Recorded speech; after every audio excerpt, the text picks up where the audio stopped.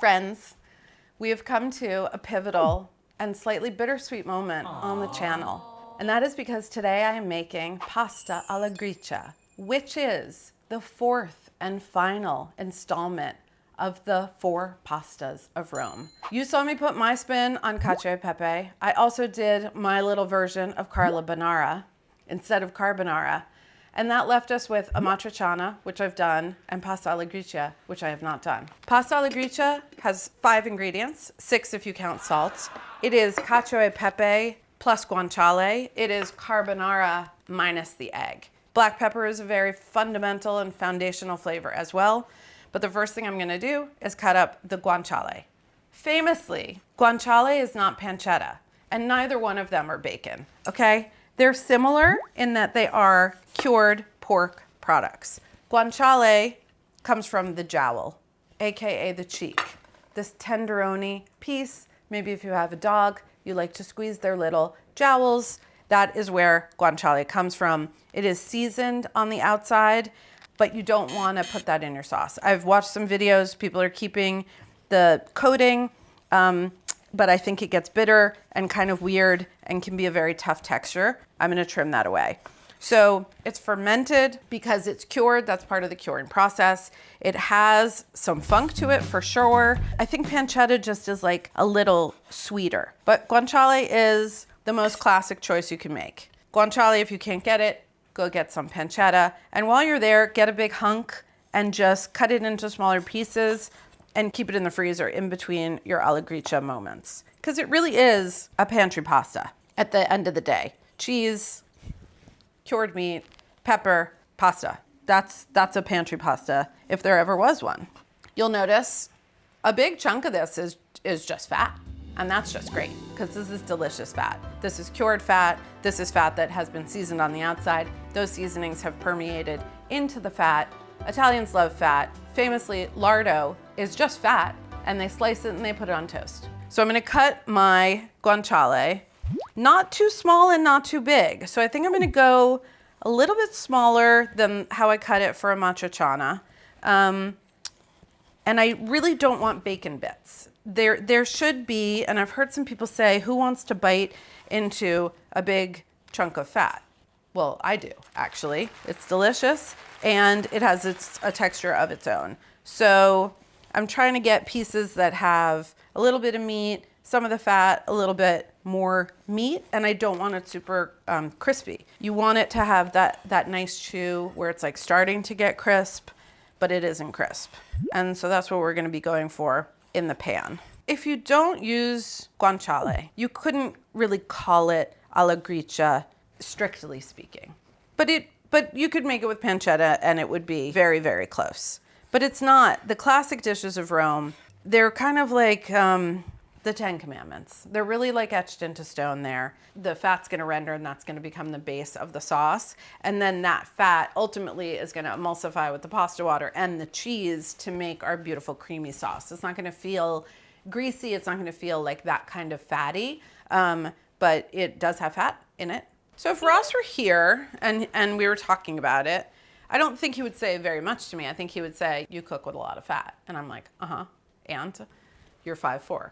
Do we want to just throw facts at each other? Like, what are we even doing here? It is what it is. Like, how long am I going to be on Earth? I'm over the part of like my life where we didn't do things because we thought we were saving it up for something else. We're leaning in now. So like any bottle of wine that's in the house is fair game. We're not saving anything for special occasions. Fat comes, we eat the fat. We feel great. We also go to the gym. Sometimes we eat 6 cups of greens. It's all good. The most famous pecorino in Italy. I'm not really gonna read it that way. The most famous pecorino in Italy is name-controlled. You can't call it this. Name-controlled pecorino romano. Usually just called Romano. Weird. I've just been calling it pecorino. Only a few companies still make genuine Romano. Genuine Romano being Romano made in the province of Rome. Hence the name. Only Locatelli, Fulvi, Brunelli, and Lopez produced a genuine article. Fascinating. We have Fulvi today. So this is the Fulvi, I believe. And this is a not as long aged pecorino, which is another sheep's milk cheese. We just thought we might taste them side by side. When I say we, I mean me. There are other people here. Everybody say hey. Hey. Hey. And some of the people did not say hey. This is Tuscan. Exactly. Softer texture, pretty creamy, nutty, not crazy salty. That would be great on like a cheese plate. So has its place, totally delicious. Romano on the other hand, wow, very salty. Doing that thing on the sides of your tongue where it's like, sour, sharp, aged, pungent, delicious, very different. Pecorino is the big umbrella category, and then like Toscano, Sardo, and Romano are pecorinos from these different regions, and we're in Rome, so it's got to be Romano. And if you go Sardo, then I'm sorry. Sardo to you. You know what I mean? And then I just feel really confident about my whole thing of saying it has to be a certain way, but then also saying that you can use Parm. I feel good about it. If you're Roman, please sound off in the comments. Well, originally in the recipe that I wrote for today, it's 50-50. Now I feel like a tiny bit of reading up on Romano has made me have a very high regard for it. So maybe we'll go 3 parts Romano, 1 part Parm, right? Respecting our elders. In another audacious move, I'm gonna blend the cheese in the blender, which none of the Roman Empire guys were doing. And so you can make blender Parm in the blender. You can make blender Parm in the Cuisinart. We did a little short about blender Parm. You can also just grate it, but don't use a microplane. The only trick with blender Parm is don't blend for too long because you don't want the cheese to heat up and then melt. So pretty fine, great. So toothpick, one of my favorite tools for blender corners. This is a chopstick, not a toothpick. Jesus Christ. It's been a long day. Imagine if you had to use a chopstick as a toothpick. You would be a giant. Or like a great white shark. Oh my God, great white sharks are smashing chopsticks to get the little bones out. All right, so that was Romano. And now I'm gonna do a hunk of Parm. I think I got, what did I buy here? It's a little over a pound. The way that you know that you're getting real Parm is it's gonna be stamped on the outside, Parmigiano Reggiano. If you don't see the stamp, you don't got Parmigiano Reggiano. So domestic Parmesan that's made in the US is not Parmigiano Reggiano.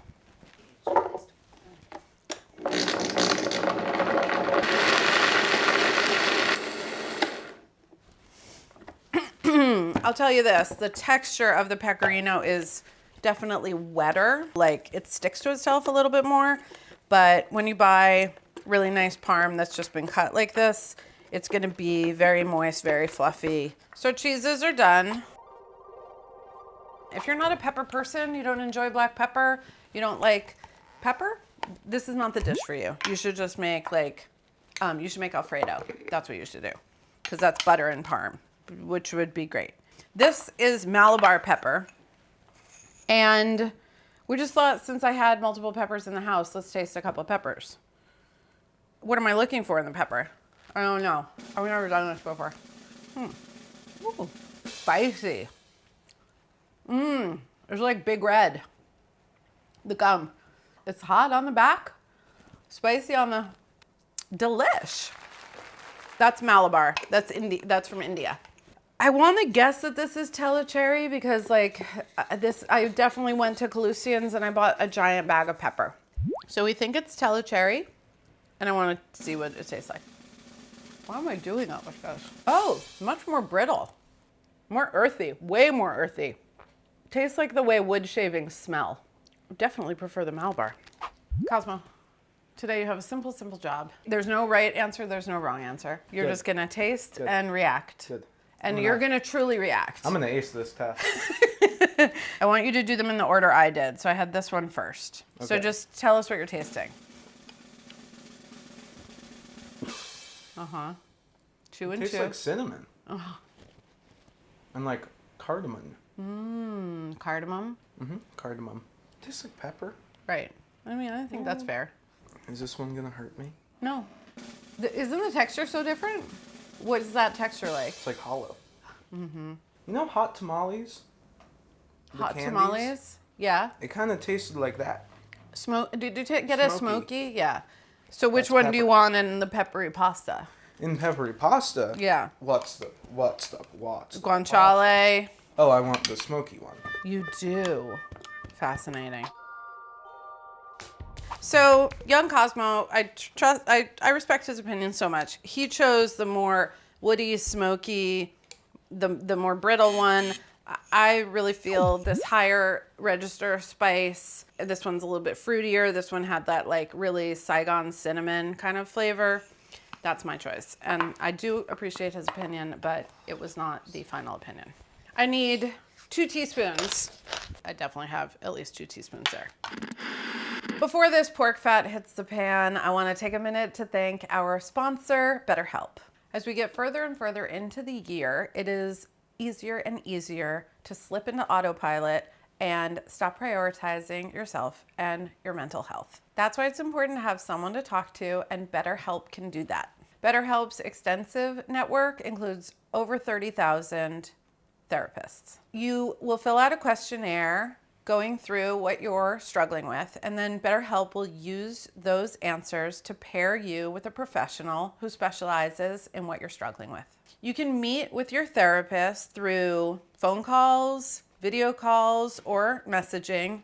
It's totally up to you. If you're looking for mental health support or just someone to talk to, click the link in the video description or go to betterhelp.com/Carla Lalli Music. Not only does clicking on that link help this channel and thus help my mental health, but it will also get you 10% off your first month with BetterHelp.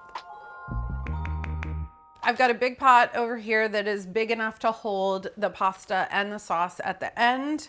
And I'm gonna add just a couple of teaspoons of olive oil. Olive oil is not a primary flavor in this pasta. It's really just to get the guanciale rendering. And then before the pan is even hot, you don't have to wait. And in fact, it's better if you don't wait. I'm just gonna get the guanciale over to the pot to start rendering gently. Now that the guanciale is in there, I'm gonna cook it, I'm gonna check on it, I'm gonna babysit it, I'm gonna watch it. And I want it to cook until most of the fat is rendered, but it's still chewy, but parts are starting to get brown, right in that sweet spot. All right, so this is exactly what I was looking for. A little bit of browning. About half of the volume has been lost. They're still like malleable. So delicious. So I'm gonna take these out. They'll go back in at the end. Okay, so you can see the gorgeous renderings, the little bit of browning, some of that like pork crispiness is now in this oil. And this oil is going to be foundational, super important, absolutely central part of the sauce itself. So it's good to let this cool down for, a minute or so. You don't want to see any smoke coming off of it because if the oil is too hot, you'll burn the pepper, and there's no way to go back from that. You'd have to start over with new guanciale. So 2 teaspoons. And this is another layer.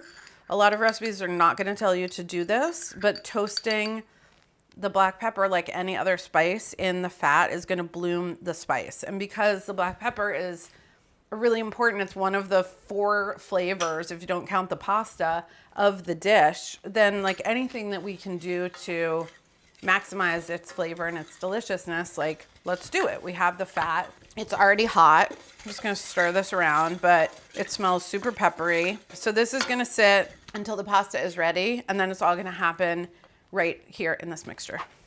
I have boiling salted pasta water. So I've got this beautiful spaghettoni, which is like a thick spaghetti. I just wanna point out this brand is Monograno Felicetti, but my favorite part is it just says matte, because it's not polished, but every time I look at it, I'm like, it's Matt's spaghettoni. Shout out to all the mats out there. You'll see this dish, alla Gricia, a lot made with rigatoni. Same with carbonara, but you also see carbonara with spaghetti or rigatoni. So I felt like, well, I'm already doing this thing with the parm and the pecorino that I took from the carbonara. So I felt like a thick spaghetti was within my rights. That guanciale pepper mixture has been off. The pasta is done, very al dente, and I'm gonna get it into the fat and then start tossing. Okie dokie. So important, just make sure that your pasta is well coated with the fat. So I also scooped out some pasta water. If you're not transferring straight from your pasta pot into your sauce pot, just scoop out some water before you drain. So I just want to get the water like everywhere because I'm using matte pasta. It is going to absorb quite a bit of liquid. So this might take a little bit more pasta water than you think. So it's starting to look a little creamy already. So it's like opaque, it's not totally clear. There's fat, there's water, they're starting to get to know each other. This is our Romano. And originally it was half a cup of each, but I'm gonna go a little bit more Romano because we're in Rome. When in Romano, maybe half of the amount. Tossing, stirring, agitating. You can be moving your pan back and forth. You can be moving your body around. You can be shimmering and shifting and hustling and bustling. I'm shagoosing. I'm vamoosing. I want to see this cheese start to melt. So some of it is melting. It's creamier. It definitely needs more water. So that was already like a cup and a half that I've added. So when the recipe says toss energetically, adding pasta water as needed until a luscious, gorgeous, glossy sauce thickens enough to coat the pasta, like I'm gonna start sweating pretty soon. This should sound like the Roman carriages, the steed running towards the city gates. Right? We gotta go, we gotta do it, and it's happening. It's all happening. So all of the Romano is in, except for a little bit more. So just do that and then finish off that second half cup with parm. Maybe do half, a little more water. Again, my pasta is Matt Damon, Matthew McConaughey.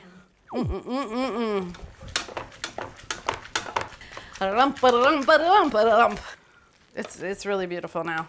Like, I don't want you to look at it and go like, I wonder if it's creamy enough. If you're wondering if it's creamy enough, it's not.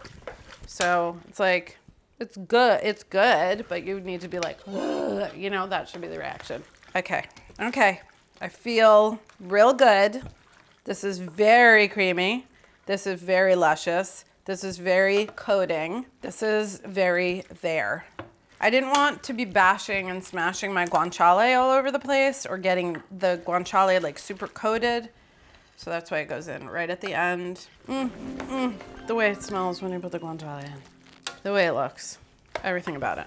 This applies to all pastas, but is another lesson in undercooking the pasta because I used more than 2 cups of pasta water and it took several minutes of tossing and adding the pasta water to get the pasta sauce where it needed to be. So that whole time, like the pasta is continuing to cook, and that's why we undercook our pasta. You think you want to be the first one to get served because you might get a bigger portion, but with pasta, as pasta's taken out of the pot, it reveals the sauce, and then the sauce is more accessible. Need a big guanciale on top. Some of the people who go second or third end up with more sauce, but you can always go back to the first one and just add a little more sauce. Oh God, this is gorgeous. It is not too greasy. It is not too fatty. It's not like too rich or anything. It's really well balanced. The spice from the pepper is so important, the chew of the pasta. And the guanciale cooked out like this and paired with the cheese, it has like such a deep, like nutty flavor and like a delicious porky flavor. Wow. Say what you want about the Italians. They're really good at making ingredients. I don't think I knew this when I started exploring the 4 pastas of Rome, but I really do think that alla Gricia is my favorite. It's got all of the creaminess that I want, but I love the porky addition. I love black pepper. So for me, she's perfect.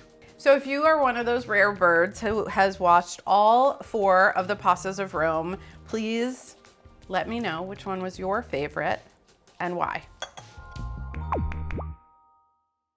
Do you need to do a short Stanley Girl skit? I'm gonna just head over to my G-Wagon. You wanna know how I got my G-Wagon? How'd you get your G-Wagon? My dad runs a bush, what's it called? The stocks? A hedge fund. Hedge fund. A bush. I knew it was one of those green things.